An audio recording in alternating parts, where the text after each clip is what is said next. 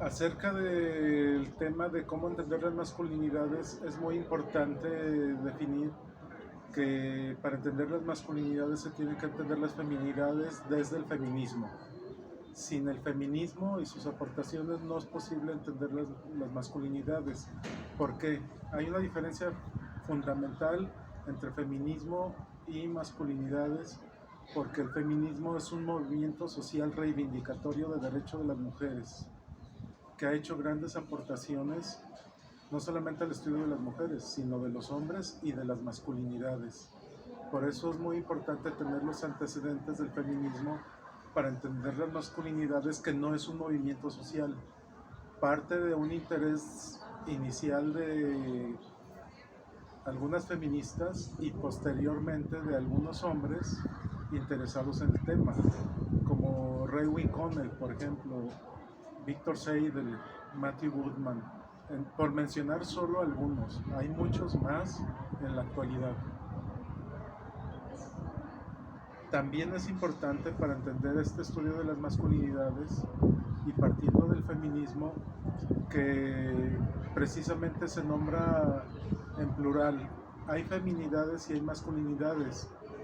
Esto tiene que ver mucho con la historia, porque en la misma época hemos sido diferentes los hombres y las mujeres a los de otra época. Esto me sirve para decir que el género es un hecho sociocultural con base en el sexo, pero que es construido socialmente de manera definitiva. Y para entender esto, entonces, hay muchas formas de ser mujer y muchas formas de ser hombre.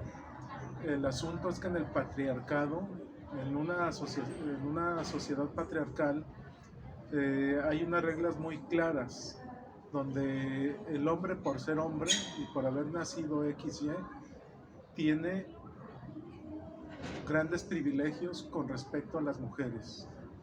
Entonces, así como se puede decir que no es lo mismo, y esto ya está muy trillado, pero no es lo mismo ser mujer blanca que mujer negra, o ser latina que ser europea, sobre todo donde la ideología científica es eurocentrista.